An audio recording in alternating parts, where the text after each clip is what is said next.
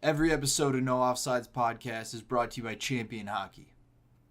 Be a champion.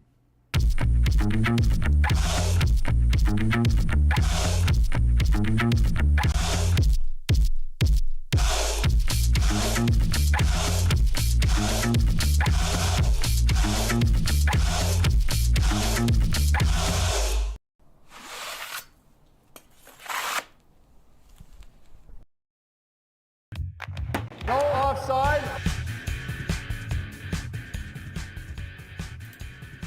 Welcome back for another episode of No Offsides, sponsored by Champion Hockey. I'm Dan Dean here with my partner, Justin Wood. What's up? Our guest today plays for the United States this year and for PAMA Labeda Golden Knights.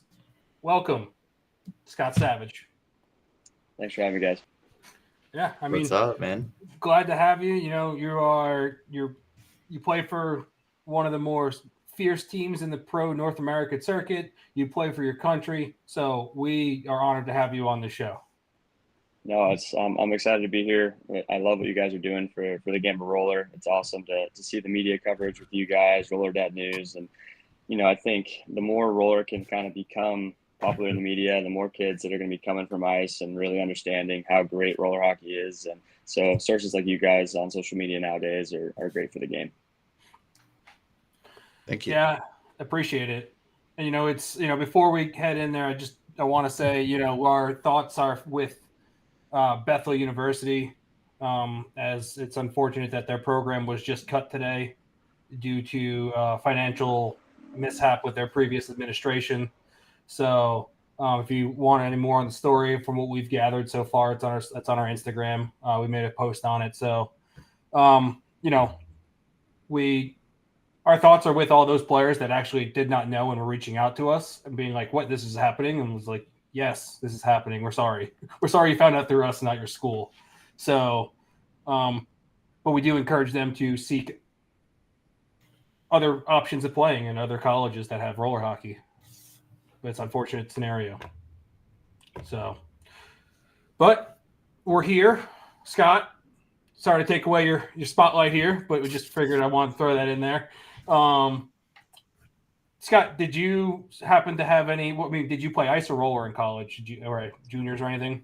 Yeah, so I played, I started with roller hockey when I was 4, and then I switched to ice when I was probably, 7 or 8, started playing both, and then played ice in juniors at the national team out in Ann Arbor, Michigan, and then I played ice in college, and then at Boston College, and played 4 or 5 years after. But then always would come back to roller every summer. I always joke and say that I love roller more than ice. I don't think that's true, but I think it was pretty darn close that, I started with roller. I attribute so much of my ice game to the skills and things that I learned in roller. So it was always my, one of the highlights of the year was, getting home for the summer training and then obviously getting to get back on the skates. So that was a big part of my summer every year, was just getting back with the boys and having a good summer of roller. Heck yeah. And then you went on and played in the ECHL, right? Yeah. I signed with Cleveland after my senior year, and so I had a 1-year deal with Cleveland. Spent most of the year down in Jacksonville, and then got called back up to Cleveland in the American League, and then spent most of my time in the coast, and played a couple games up in the American League, and then I had a big injury during the COVID season in 2021. Had 2 surgeries on my knee, and then couldn't move forward playing ice. Rehab for about 1.5 years, and then had to call it. And so I, started working, and thank God I have roller hockey still. So I'm fortunate that I can, still play that. Well, we're very glad to have you still playing roller hockey because I do want to put this out there.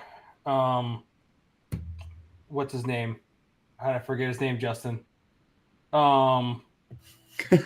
Jesus, I'm terrible. My telepathy's not working. Yeah, come on, man. We've been doing this for so long. You should know. Give me a second. Describe them.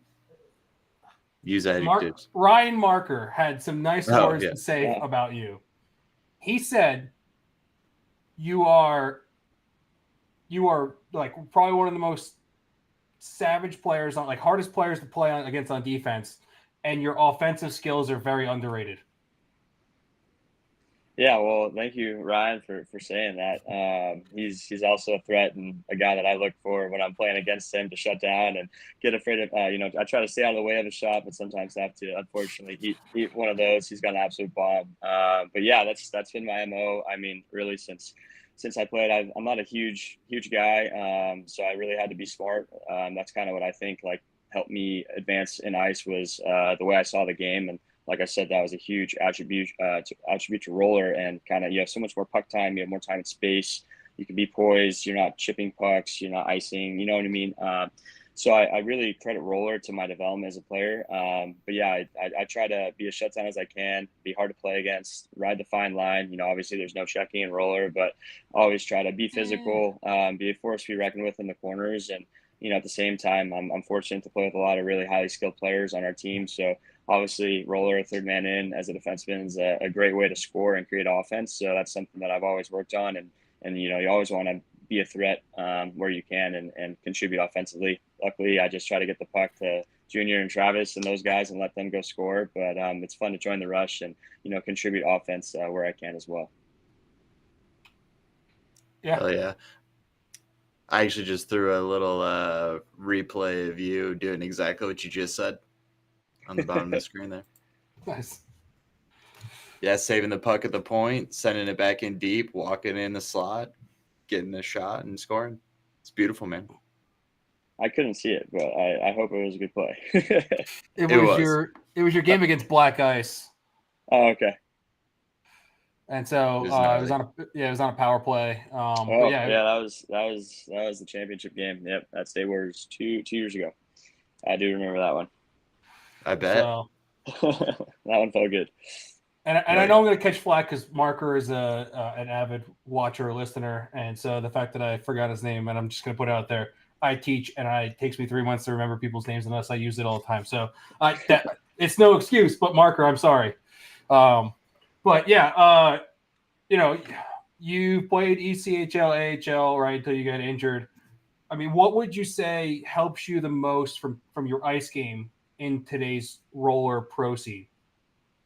That's a good question. Honestly, I never thought about going the opposite way of what in my ice game hit my roller, because everyone's always asking, right? What in roller did you use to translate to your ice game? But honestly, just probably the maturity that you have to learn and play with in pro, whether in any league. And honestly, it starts in college, but just being responsible with the puck, understanding that, hey, this is a 1-on-2. I should probably, especially with roller in possession, I should turn this back.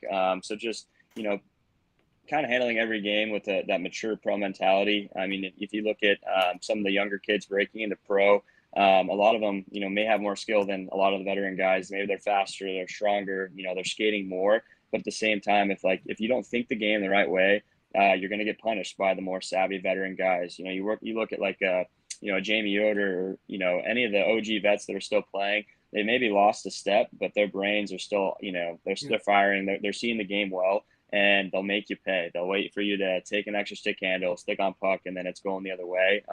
So that's something that, like I said, I really try to play the game the right way and the smart way all the time. And that's something that was ingrained in me in ice, was to always make the right play. That's what kept me in the lineup every night when I was a bubble guy in the AHL, eliminating the self-inflicted mistakes, right? And always trying to make the right play. So that's something I try to bring, in every game that I play in roller. Nice. Did you watch the finals for Stanley Cup? I did. Yeah. No, that was, textbook, Florida. I was hoping Edmonton was going to pull it off, just because, I think McDavid deserves a cup, and, I don't have any allegiance really to either team, but, Florida, you saw their defense. They boxed out so hard. Bobrovsky he didn't really see many challenging looks, because every net from Battle Ekblad, all their big D are just, cross-checking guys, and no one got near the paint. And so he saw a lot of pucks, and, that's the key to win in those tight games, is just boxing out. And then you look at the goal, the first goal for Florida, the guy standing by himself net front. Did you ever see that look for Edmonton on Florida? Absolutely not. Nope. So, it's just a key detail, and that's all about being gritty and playing the right way defensively. Yeah, I wanted to get your opinion, because as a guy playing a lot of roller now, you watched Edmonton pull their goalie there at the end, and then they decided they didn't want possession. which was weird to me. I thought, I don't know, from watching a bunch of roller from tours just recently and then watching that game, I was like, these guys should have been watching tours. They would have known Yeah, to hold on to that puck and not just throw it away. for sure. Yeah, it was tough because they had a really good shift with like I don't know maybe 2.5 minutes left, so it was almost too early to pull. And I thought they were maybe going to get an icing or get a whistle at net front, call a timeout, and then pull, but it just didn't really align. So I felt their coach's pain because it was one of those like in between situations, and then it's like, oh, there's only a minute left, like we got to pull, and then they didn't have a clean breakout, and that was it. So yeah, but hats off to Florida, they played a good game in the final. Yeah. Now, I want to go back to what you were saying about like young players trying to break into the pro scene, right? And so a lot of these young players come with a very skillful handset, right? They're quick on their feet. But I also feel like that they're so quick they don't want to slow the game down, right? They want to take on, like you said, that 1-on-2 challenge or take a bad outside shot, right? And then maybe they miss the net or it just gets covered up instead of puck possession. Like for instance, Black Ice 2.0 in tours, actually much better than I think anyone would have seen for a first-time pro team. Granted, yes, they probably play against some of those Black Ice guys at a higher level in like men's league or whether they practice or not. But I mean, what I guess what I'm trying to say here is what if there is any advice that you could give to these young kids that are starting to peak into potentially being pro players, what is something that you would say to them?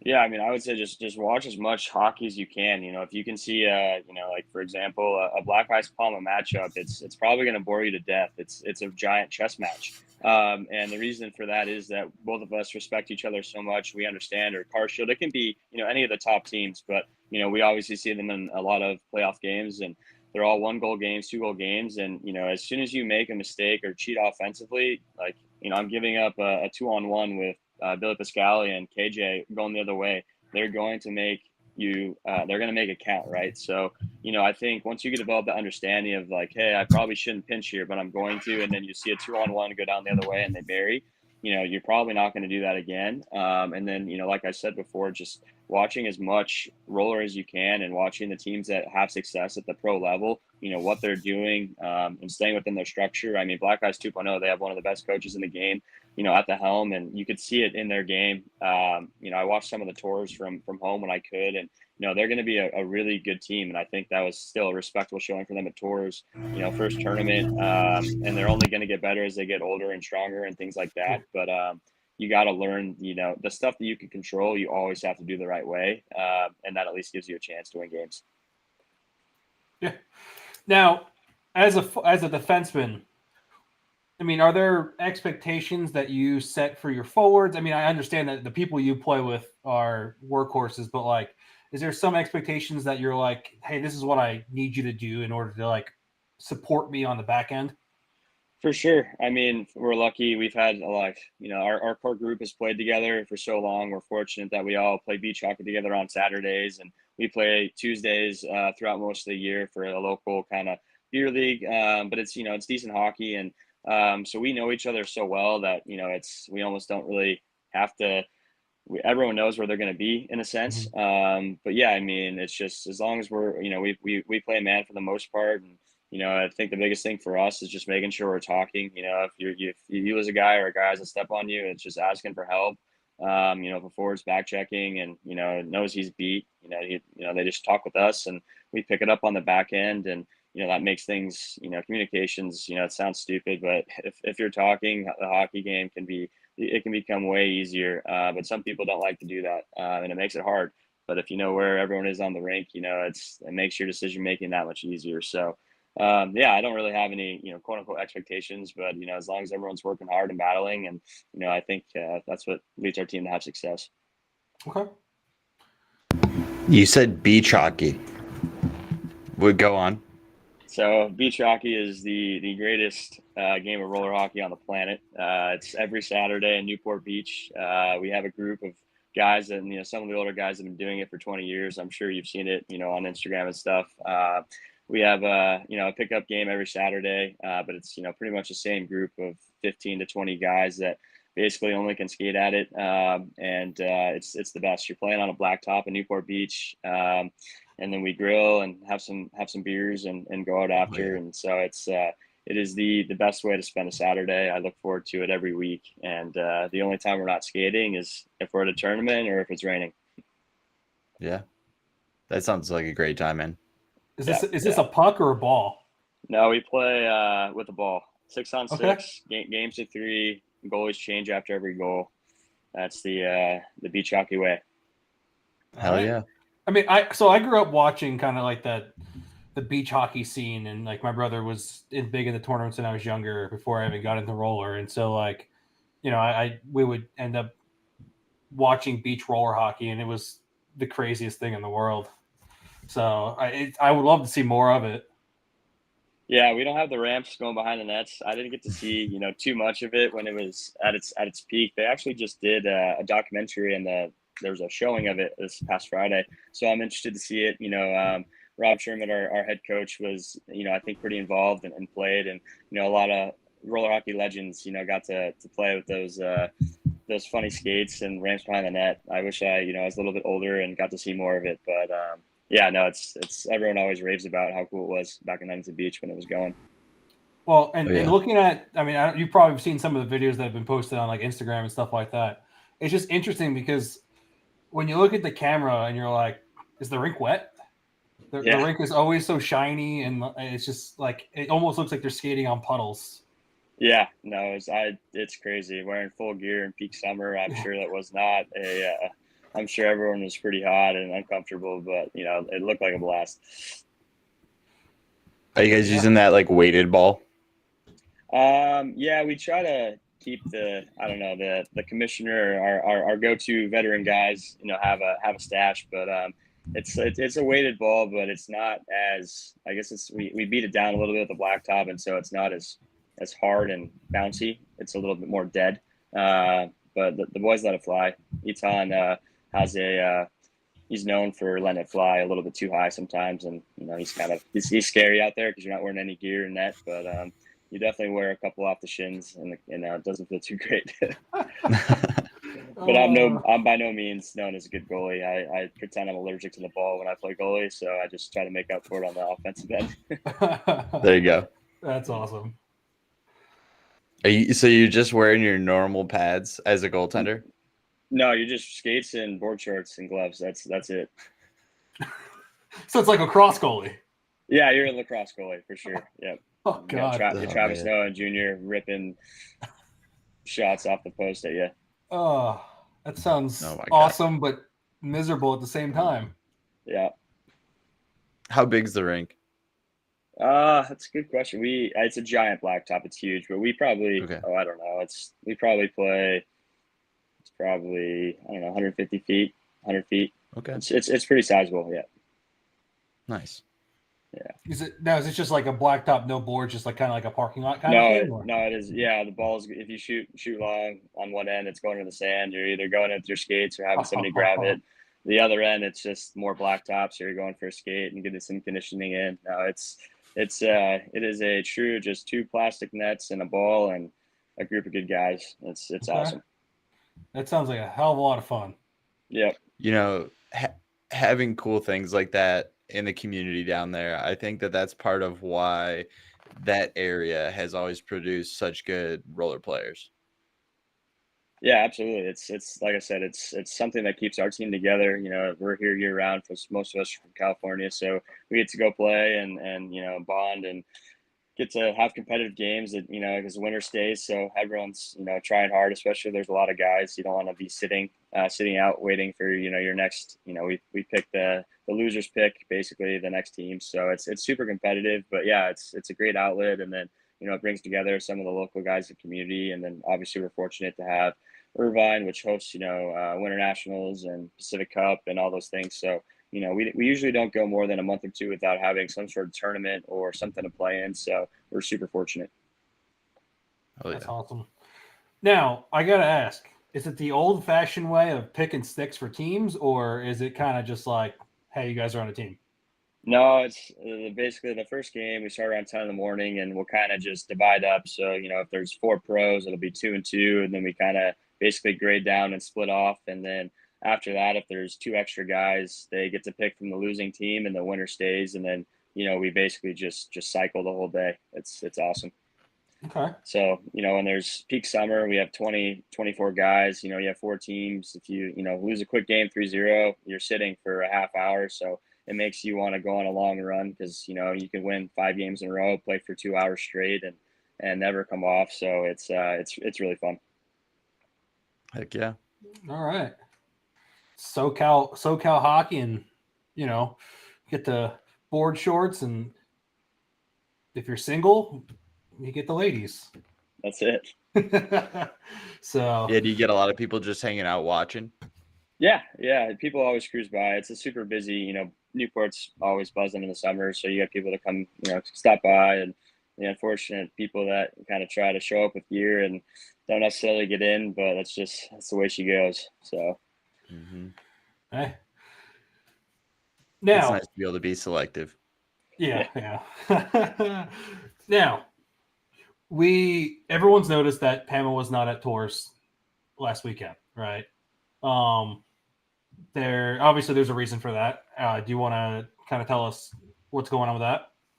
Yeah, for sure. It kind of just came down to a few things, but I'm sure you guys have seen the team's going to get to go play over in Prague over the 4th of July week. So that was an opportunity that was presented to us, and we also had a couple players that most likely were going to be unable to attend tours. So there was kind of a team decision made for I think I'm the only guy not going to Prague. I can't take the work off, unfortunately. So I'm going to have to watch from afar. But yeah, so it was kind of a team decision to not go to tours and go play in that and spend some time together over in Prague. Obviously it's a beautiful city. The hockey's going to be great. There's going to be some good teams there, especially with it being right in Prague. I think most of the Czech national team will be, playing for the Shakers there, and it'll be a good tune-up, but also unique experience to go overseas with each other. And I'm really bummed I'm not going to be a part of it, but I think it'll be really good for our team to go get some time together and really bond. In a foreign country, that's always something that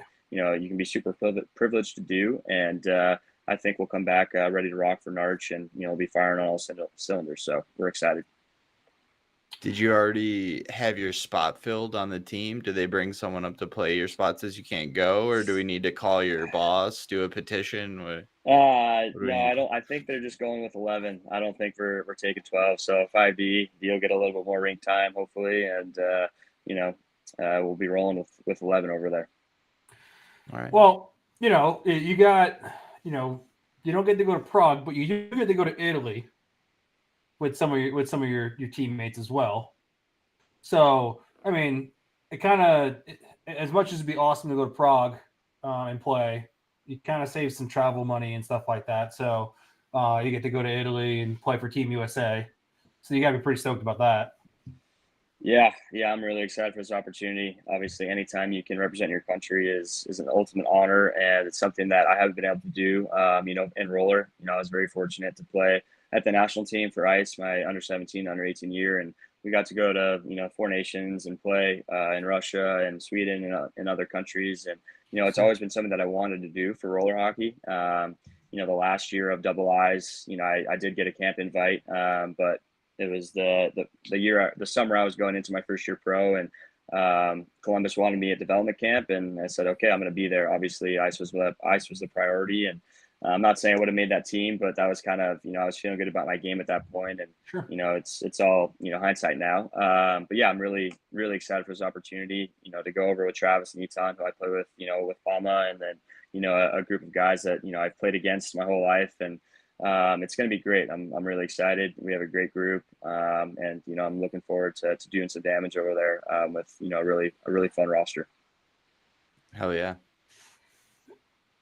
Yeah, is this the same rink that Chris Ferraro was talking about? Dan? I'm not 100% sure because they always move the veterans and legends. They move around in Italy, but I'm not 100% sure if and I'm going to butcher it, Roccaraso is the same if it's at the same place every year. I think they move it around as well, but Okay. I'm not 100% sure. Because yeah, some of those places, some of those rinks are really nice in Italy. Yeah. Yeah. I think I was talking to someone, and I think they have played at that rink. I don't think I think it's pretty small, kind of little ski town, ski resort city. So I assume they only have, one rink, but I'm pretty sure they've had the veterans or masters or something over there. Yeah, I think it's a 2-hour bus ride or something like that from Rome. So, it's gonna be a good time. Really excited for that. So. You need to go see the Vatican.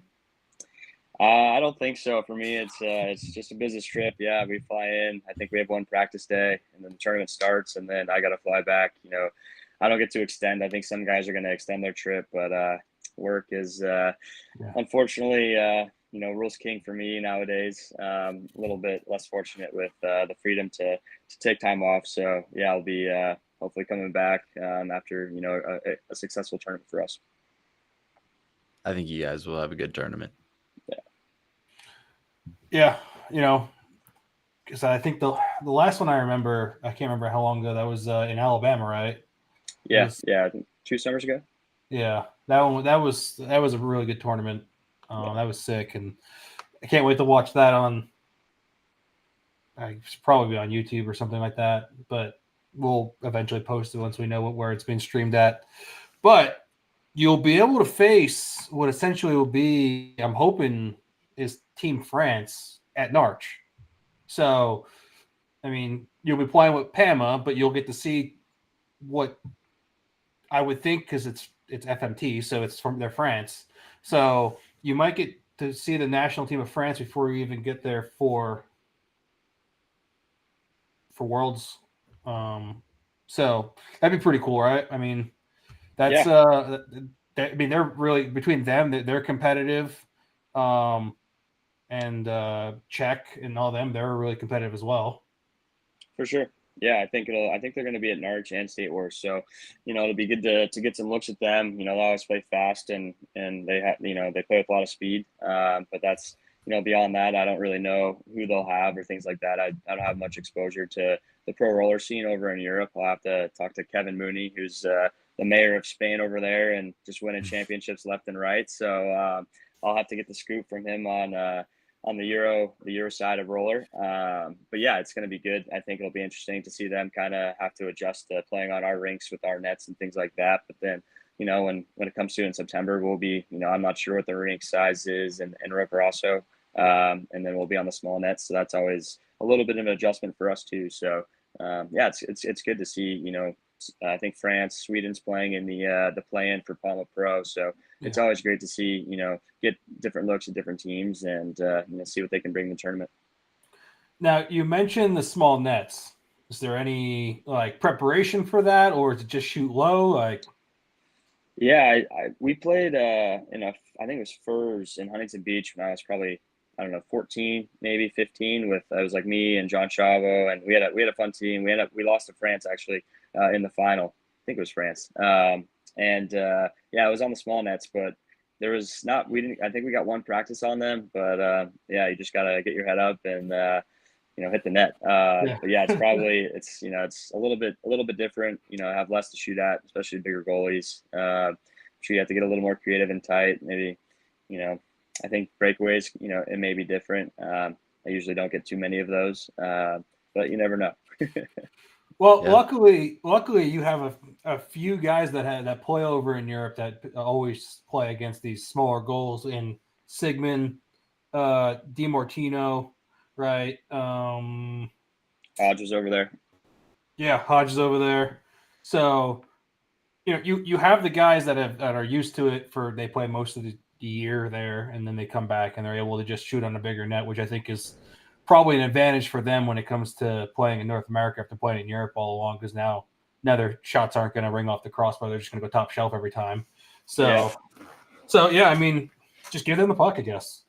Yep. Give them the puck to Sigmund is never a bad idea. So that's something I'll for sure be doing. Who do you guys have for a goalie for that tournament?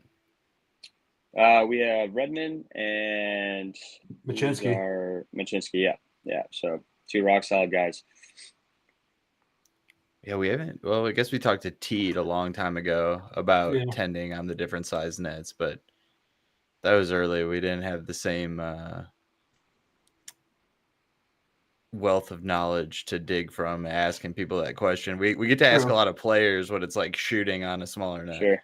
But Yeah. we don't really get to talk to the goalies if they feel like they're more comfortable or not. Well, you're also getting to play against or play with a lot of guys that you normally play against. Do you look forward to that? Just kind of create new camaraderie, find new chemistry?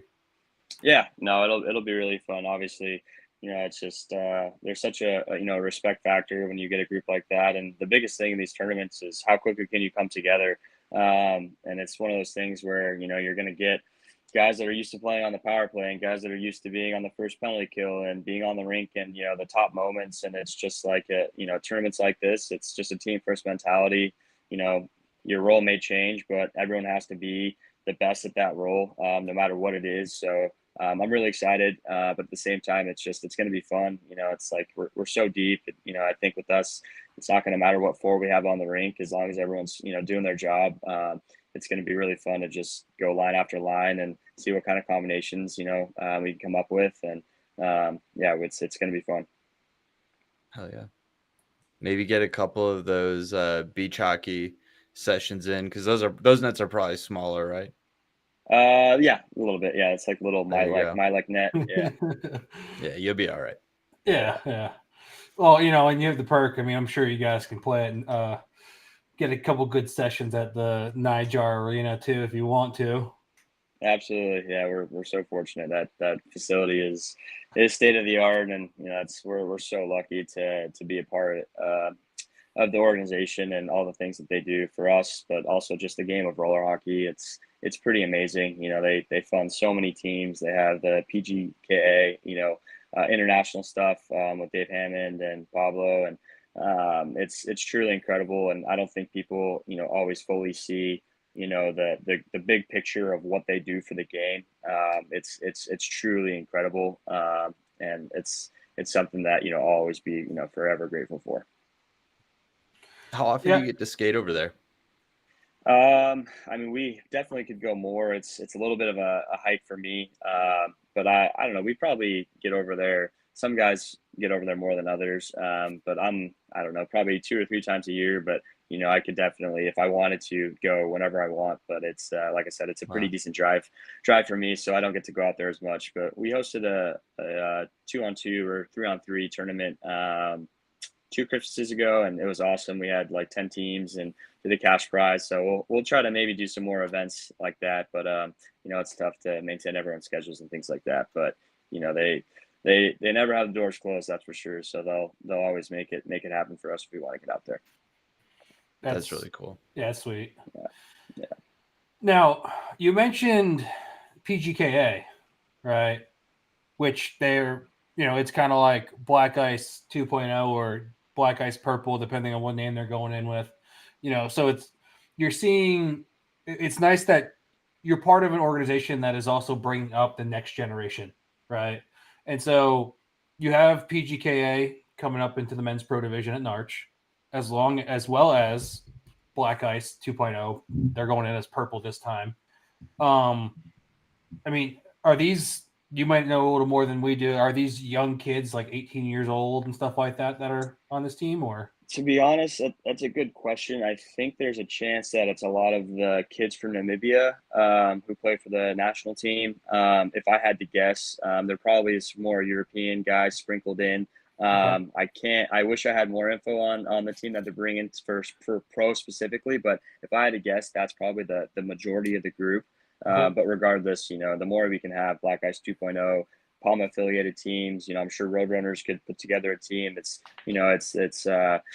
a little bit of a changing of the tide with, I guess maybe a wave of core pro guys kind of entering maybe the later stages. A lot of these guys can play forever, but at the same time, not everyone is, either as fortunate, everyone's starting families, things like that, where roller kind of becomes less a priority. And that's where you're going to see this new wave. You look at a team like the Rage Cats or, some of that younger core where they're, say the average age is is 22 or 23, versus, probably 28 or 29 for some of the older squads like the Snipers or us, things like that. So, it's exciting to see. And, the tides are starting to change a little bit for just, who's involved in pro and kind of where the game is going. With kind of on that same vein, how do the PAMA guys feel about Eton doing the whole Dangle Dojo team? Oh, is he are they playing pro? They did at Wish. They did it Oh, with. okay.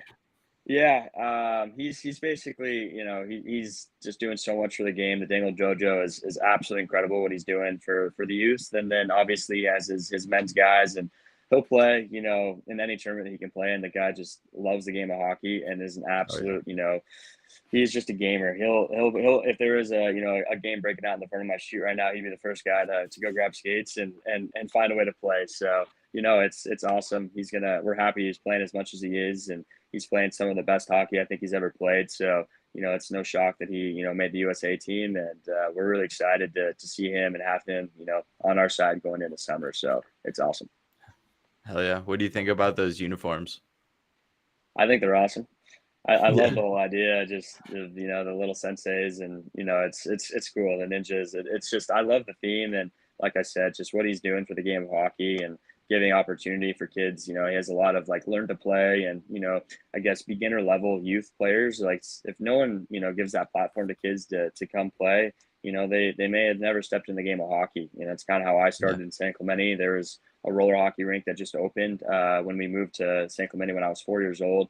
The family we bought the house from had two kids who were 5 years older than me. They were just starting to play, and I was like, oh yeah, I'll go check out the rink. And I never looked back. If they didn't tell me, hey, go check out this hockey rink, I never would have played. No one in my family played. So it's just about giving a kid an opportunity. And will all of them make the NHL? Probably not, but you never know how of an impact roller hockey might have in their lives. So it's awesome to see. Hell yeah. Yeah, and for what he charges for people to play at the Dangle Dojo is fantastic for families that that might not necessarily have a lot of money. So absolutely, yeah. And he's and the fact that he came, when we had him on here, he was like, I'm trying to go out for Team USA. I don't think I'm going to make it. I'm too old. I'll probably be the oldest guy on the roster. And we're like, what are you talking about? Like, you can hang. Like, yeah, he's too humble. Yeah. But you talked about, PAMA doing a lot of things, right? You got Africa Cup. You got now their IIHS, was it Bohemian Series, right? Whether it's skills and other stuff like that. I mean, they are so involved in the roller hockey community globally and, stateside too. It is definitely just something great to see that they have the means to be able to grow the sport. Yeah. So it's just absolutely. something. Yeah, it's just something I just I just wanted to put out there. Thank you to the PAMA Golden Knights for doing that and being able to bring people the game of the sport, because just from pictures and stuff from Africa Cup is just so unique. Yeah. And for just seeing a country that doesn't necessarily have the means to play hockey, that the growth in Africa has been tremendous over the past few years, and PAMA has had their hands in it to help the growth, and it's awesome. Yeah, absolutely. Do you kind of ever look at yourself and you're like, I play on probably the top roller organization? Do you ever really think about that, or do you just play hockey and keep playing? No, I mean, it's something that we'll never forget. I mean, Papa Mike is in the locker room before games and, instilling, his knowledge and his wisdom in us every day. And, it's, none of us take it for granted. I think there, maybe people that, I don't know, don't see it as, I guess fair. I don't know how you describe it, but, we all understand how fortunate we are, and, they pay it forward. And, I think a lot of us make it our mission to pay it forward as well. When John Seymour was out in California, he had a couple PAMA youth teams, and I think we and Travis Snow just did a USA hockey camp out in Irvine, and I think he is eventually going to probably look into, I don't know about starting a program, but we all want to get back to the game when we can, and we definitely don't take the opportunities that we're given from the Nijars for granted, and that's why we want to go out and win every tournament we possibly can, to make them proud. And last summer, wasn't a great summer for us. I mean, we made lost in the semi at Tours, lost in the finals at Narch, and then we got first seed at State Wars and lost in the quarters of Black Ice. And it's, some may say, hey, you made playoffs every tournament, made a final, like it's a good summer. But for us, we're never satisfied, and we definitely need to win more, to kind of get back on track. Yeah, I love it. Yeah. I feel like we had you between periods right there. You were zoned in with that answer. I liked it. Yeah. I'm fired up for the summer. That's for sure. Now, are we going to see you at Narch and at PAMA? Yeah, for sure. Yeah, no, I'll definitely be playing Narch and State Wars, knock on wood. The only reason I missed State Wars last year was for an exploded finger. So I hope that, doesn't happen again. And if I get slashed, it's the padding this time. Yeah. Yeah. What did you think about the? Oh, go ahead. No, what I was going to say is not important, Justin. Go for it. I just kind of wanted to ask him what he thought about the outcome of Tours.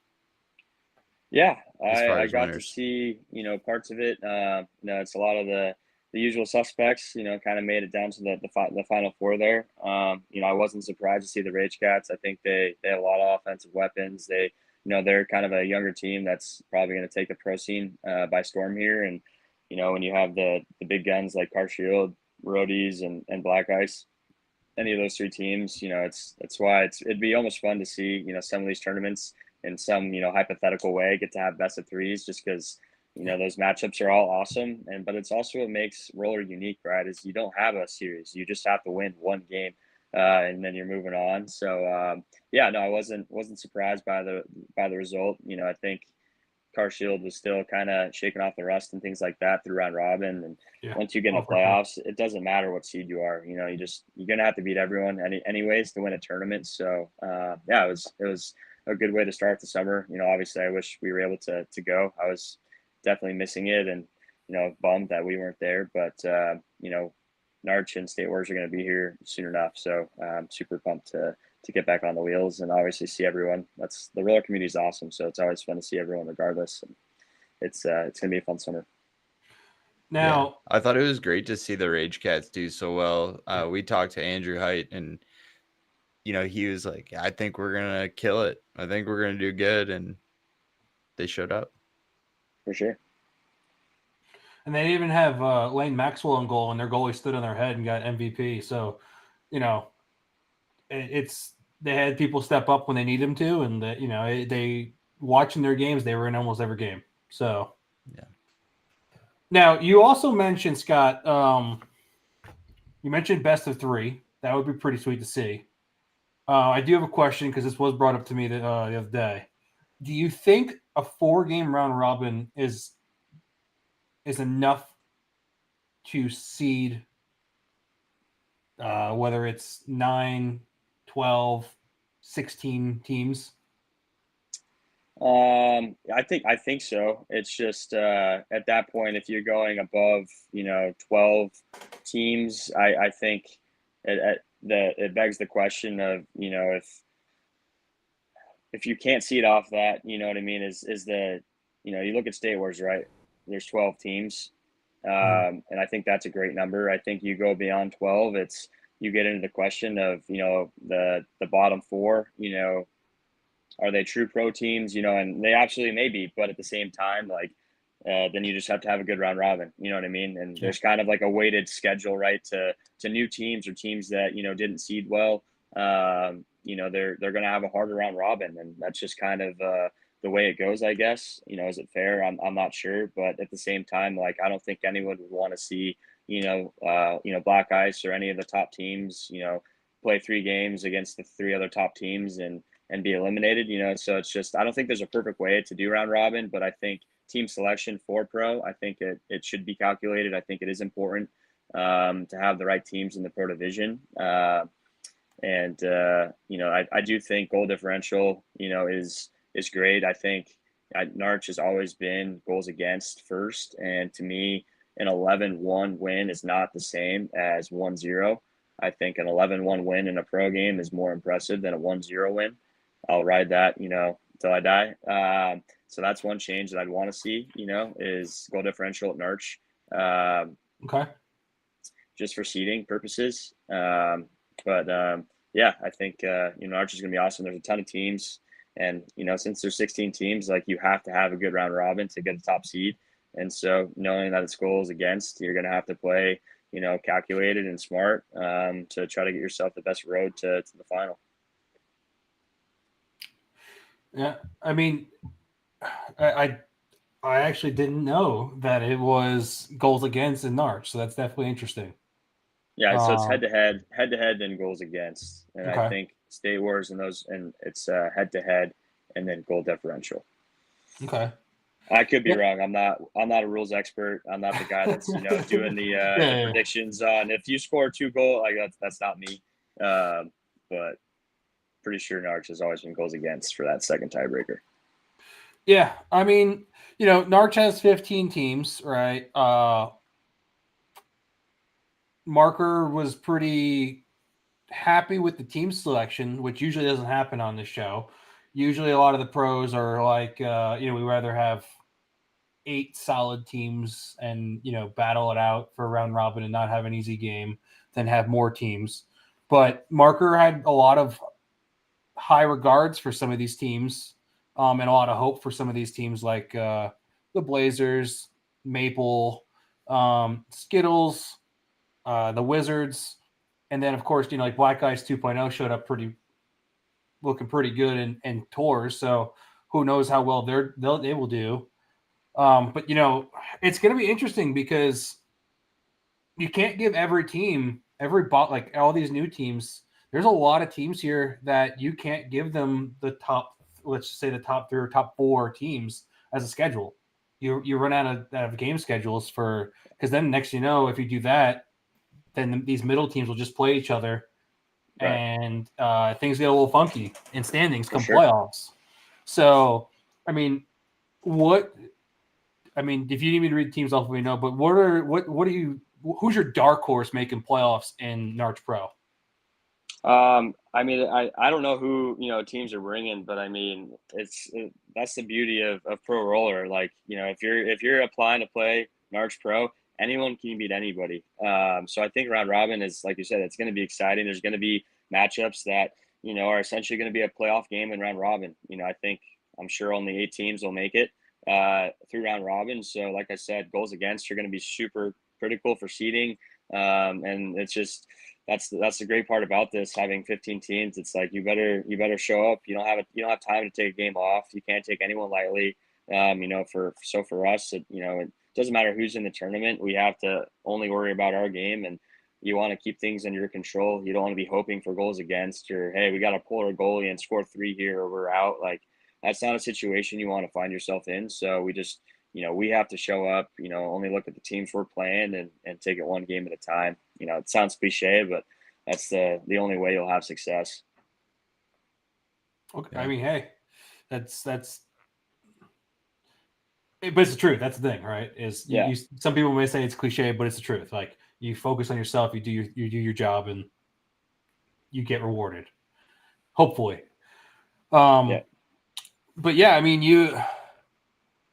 there's you have your Cali teams that are typically there, right? You got Skittles, which unfortunately weren't at tours either. You got the OC Blades. They'll have a good roster. They've beefed up with some. Darren Noack used to play for us, and they'll have some firepower under the sleeve. I'm sure. The Wizards will probably be a mix of older pro guys. Have been around a long time, and probably some younger skills spruced in. So those are 2 teams that I wouldn't want to have them in round robin if we didn't have to. You know what I mean? So it's going to be a great tournament, and like I said, it's just going to be up to us, and we got to control our own destiny. I mean, it's up to you guys to make sure that Car Shield doesn't get the Triple Crown. Yeah, no, we don't want that. That's for sure. Friends So, with a lot of those guys, but all that stuff goes out the window when we're on the rink. So. Oh yeah. Yeah, I always tell people we're friends now, but as soon as we start the game, I don't like you anymore. Yep. I mean, if Tours is the precedent for physicality on the boards, we're in for everyone going to Narch and State Wars is in for some bruises because the refs let them play at Tours. I mean, there were bodies banging, there were people falling all over each other, and the refs were just like, "Let's go, get up." Yeah. So, Scotty, I'm just gonna say, make sure you're the one that comes out of the corner. Yep, that's the name of the game, and that's something I try to take pride in. So I'll win as many battles as I can. That's really that's all I bring to the table nowadays is to muck it up and try to get possession, on face-offs and stuff. But yeah, it's fun, that refs are letting us play. I think, roller hockey penalties, are really, you give black guys power plays, you're in a world of hurt. You know what I mean? I'm sure their clip rate is like 70% or something crazy. So yeah, you can't take penalties in pro. Every team's got players that can make you pay. I think it's great. I don't think roller ever needs to be full check. I think that's just not the game of roller hockey, especially with open ice stuff. Even though I probably do that more than I should, try to stay out of the box. But yeah, I think the only thing that I think roller it's interesting is some of the stick work, the slashes, and the hacks, and it's like I don't try to chop guys' hands off, but it's just some of that stuff flies, and you just gotta to wear them. But then it's they get called sometimes, and then sometimes they don't. So it's interesting as far as the physicality. I'm not usually surprised, but sometimes the stick work that gets allowed, it's that's one thing where you would never get away with it in ice at a pro level. And then there's just, to me, sometimes incredible leniency on the stick work, but in grade A areas is what I'm talking about. You're in the slot and you're getting a chop on the hand. It's if it's impacting a grade A scoring chance, to me that's the penalty, no matter how you draw it up. But sometimes they kind of let the stick work fly too. So you got to ride the fine line always.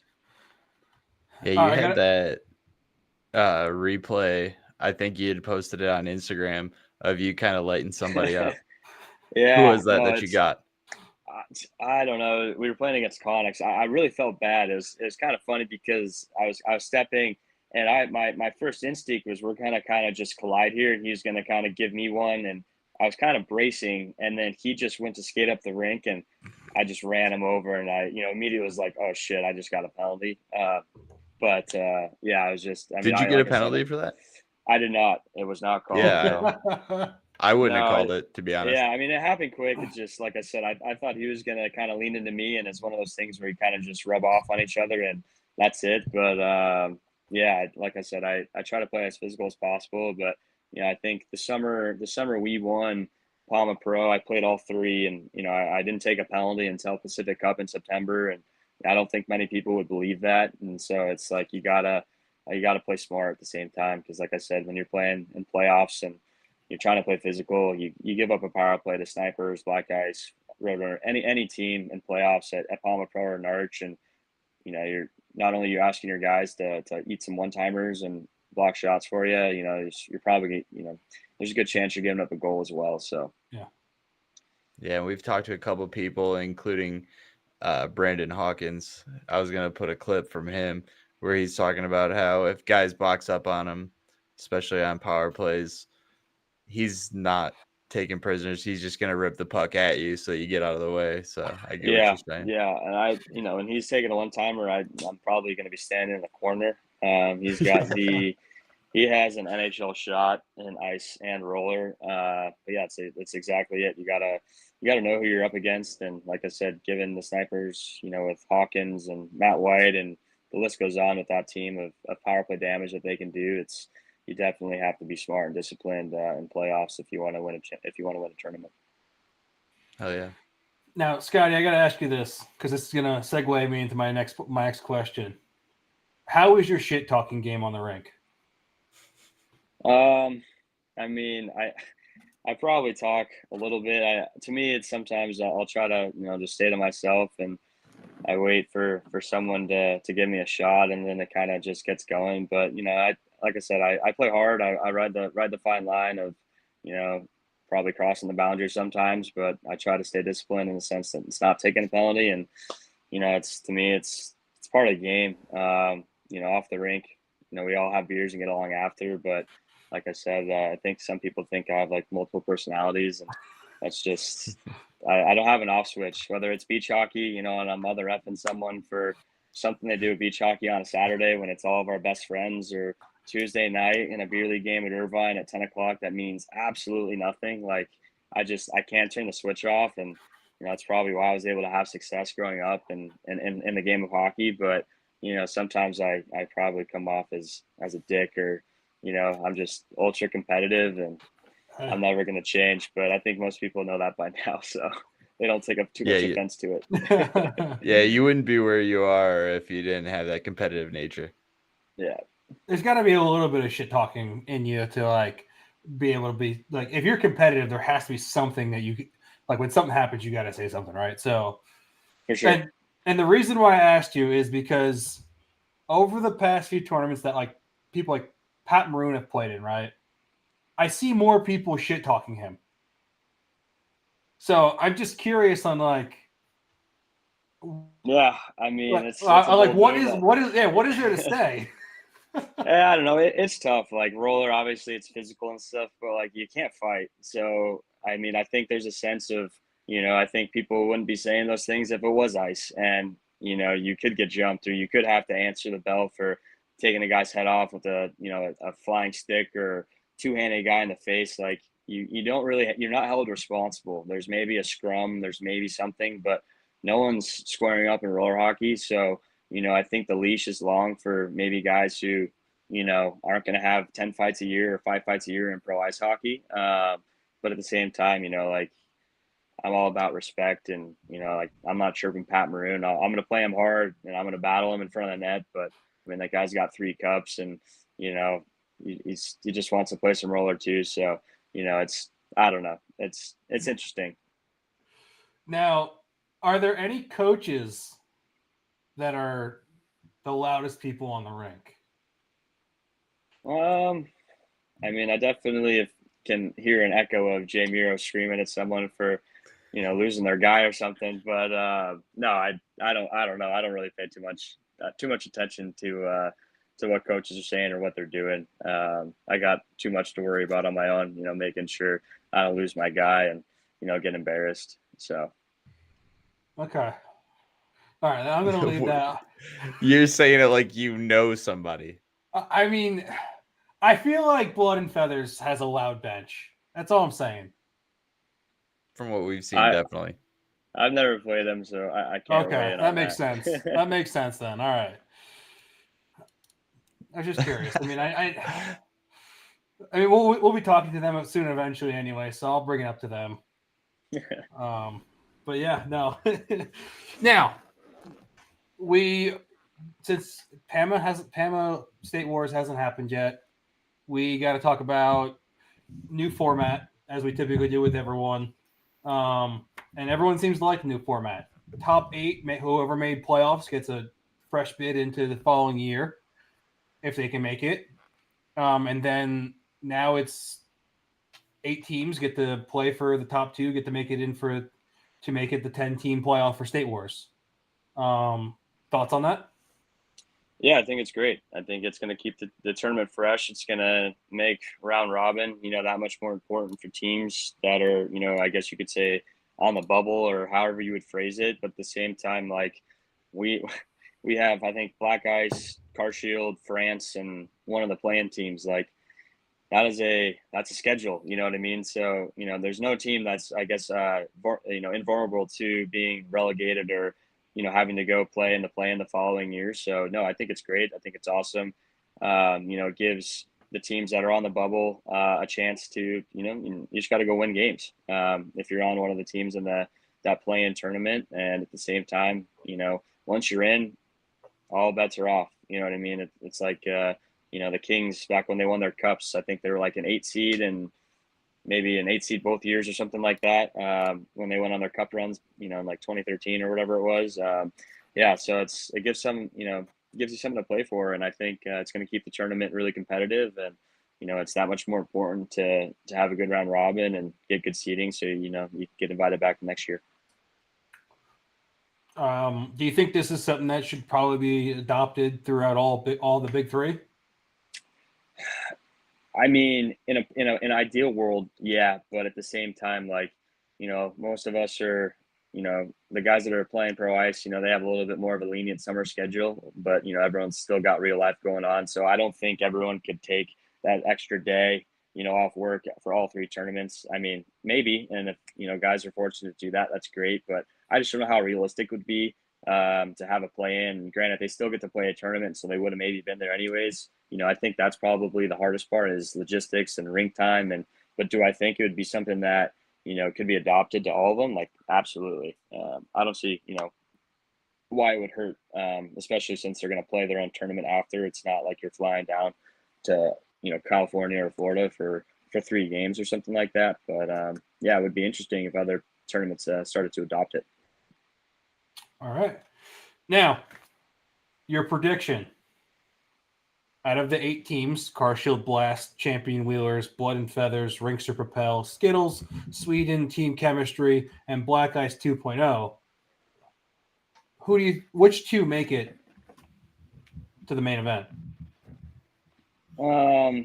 That's a good question. I mean, I haven't seen, a lot of the teams, or I don't know who's going to have who and those things. It's always, important. But, I mean, the Skittles are a good team. I think, they've been a little light with players and things like that. But, they've made it to the semis and were up 2-0 on Black Ice last year at Narch. And they have a lot of high-end talent, good goaltender. And I think, they're always poised to make a run in a pro tournament. I think, if they kind of get back on their game, they'll have a chance to come out for sure. And then I think, Propel had a good tours. I think they had a big win over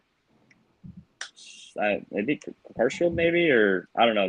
They almost did. They have a lot of good players. But I think that's going to be interesting. I just, I don't know enough about everybody to really speak on it too well, but I would put my hat on Skittles as one of the teams coming out maybe. And then, maybe I don't know who the Carshield Blast is, or Propel, would have a chance maybe too. But okay. I think I think it'll be interesting just because it's the first time, and so it's kind of like one of those things where who really knows? Yeah.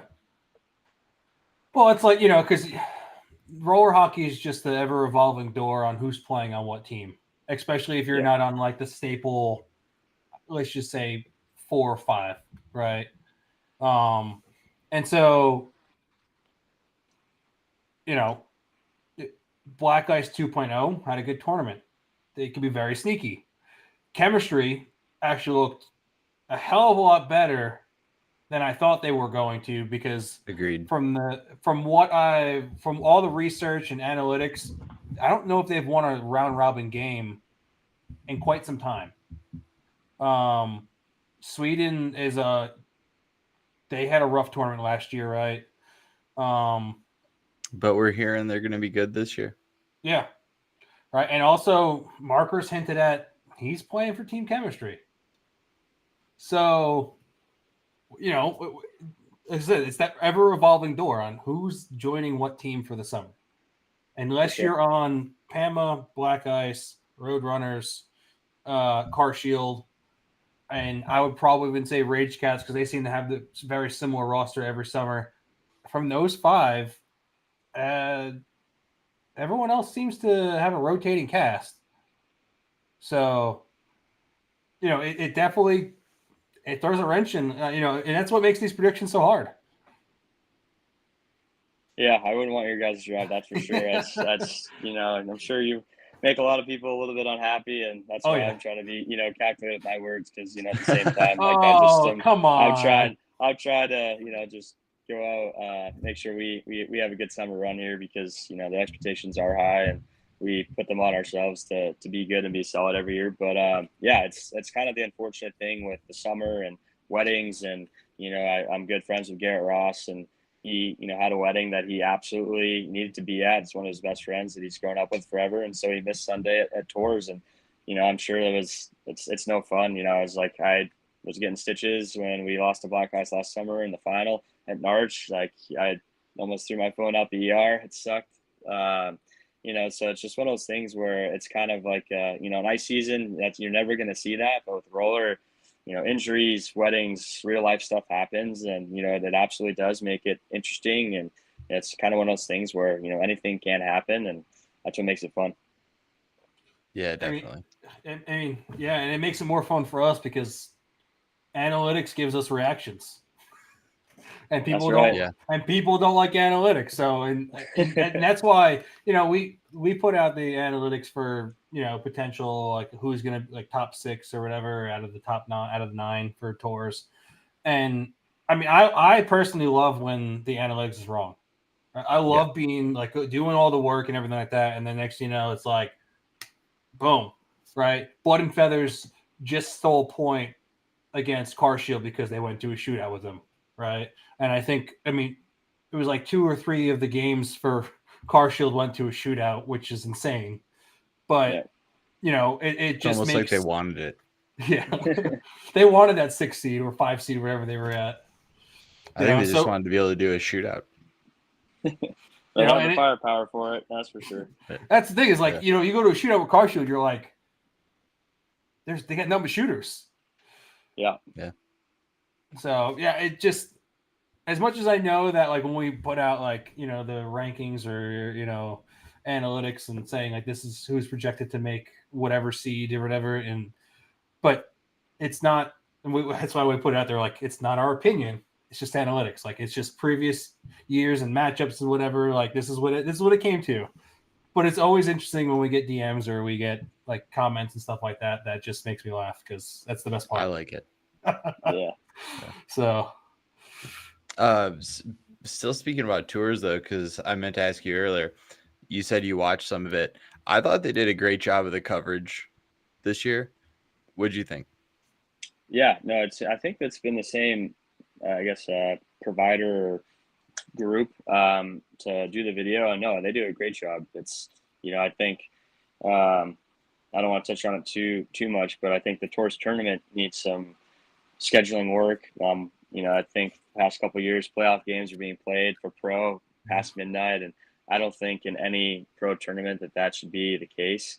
And I'm sure I'm speaking for a lot of people, and we're all men, and everyone sucks it up and plays. If you want to sleep in, get the 1 seed, but at the same time, it's just, to me, I don't think that's fair to anyone playing, whether it's me or I wasn't even at the tournament, and I texted Ross that they got the 5th seed, and I was like, oh, the 1 a.m. tour special, you know what I mean? Like, it's just, it's kind of unfortunate, but at the same time, they have a tough task at hand with a huge tournament and a lot of teams that got to get games in. But I think it's become too much of a repeat there. So hopefully that gets improved on. But yeah, the coverage for the live stream is great. They do a great job.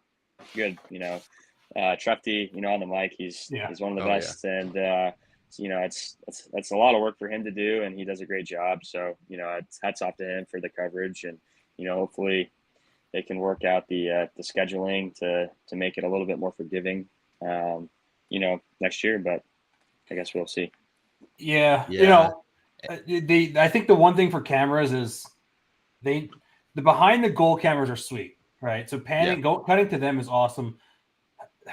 The ones in the penalty box aren't that great. So when they cut to them and, like, they're behind the play or they're in front of the play, I think they need to. This is just me nitpicking too. They need to cut out some of the angles that they have. Focus on the good ones. Yeah, like the main center one that goes back and forth. The ones behind the goal are sweet because when they do the replays from them, it's a sick angle, right? And you get to see everything. But Trefty on the mic is always great. I was upset that George Brown didn't join him on the cast. So but the way Carshield was playing, he probably was doing a little more pep talking than he wanted to. So Trefty had one of my favorite play calls on that one Chavo goal where you just hear him And a great job not back checking. And It's got it. I don't remember who the player was, but yeah, that's it was gotta like hurt a he little goes bit and, inside. and a great job not back checking. Then Shava pulls the backhand toe drag. Yeah. Yeah. It's not gonna make you feel good. No. No, that's some salt in the wound there. That's for sure. But then talking about, the schedule kind of getting crazy and everything, I think that's something that I like to talk about with roller that I think a lot of people don't realize who don't follow roller real closely, and maybe even people that play other sports is, you go to ice hockey tournaments, these guys, you have a game, plenty of time to relax. But when you're playing roller, it's a gauntlet no matter what. Like, you're playing multiple games a day, and on top of that, you might be playing at 3 p.m. and then 1 a.m. in a game like this. Yeah, definitely. I mean, I think every tournament's a little different. I think there's one like the tournament and administrators and Timmy and Darren and the guys who run tours, like they have so much on their plate that we're thankful for them for putting these tournaments on, and it's just one of those things where there's no perfect solution. As a bystander, we all think we have the right answers, but it's a lot harder to run a tournament, or else everyone would do it. But at the same time, when it comes to I think it's just for pro, yeah, you're playing 7 games in 3 days, and you definitely do not want to be going to bed at 3 in the morning and having to wake up at 10 o'clock to play a team that's coming fresh off a bye. But at the same time, like I said earlier, you just got to play better and get a 1 or 2 seed. But I don't know how to mitigate issues where whether it's longer block times. They have the shootouts for pro. I just feel like it's just a guarantee at those, whether it's the rinks being wet, it was just a guarantee the games were an hour or more behind. And to me, that's not something that, can be acceptable year over year. But at the same time, like, I'm not a tournament director. I don't know what goes into it. I don't make schedules. So who am I to talk, really? I'm just a grumpy guy trying to not play a playoff game at that hour. But, Yeah. Hats off to them for what they do. It's great for the game. And, it's just, in a perfect world, is it different? Yes. But hey, World ain't you perfect. just got to be better. Yeah, exactly. You got to be better and get a freaking bye. Well, Yeah. and not to go too much into it. I mean, they did melt the pro sheet rink ice underneath it. So, and I guess overtime or whatever happened. I don't know why the arena rink was an hour behind. That seemed typical. But the C rink, apparently that was not the tournament's fault. That was the rink itself, facility's fault, I think it was. They apparently left the door to go outside open while they were making repairs on something, and it melted the ice. So it's unfortunate, and it just completely set back the entire program for the entirety of the week and a half or whatever it is. But yeah, I just think like go the extra mile, melt all the rinks. If you're gonna do it, melt them. Yeah, especially if you're going to melt it halfway through the tournament. So melt them all, avoid the issues, have enough pucks, and I think you got yourself a solid tournament. But when you do have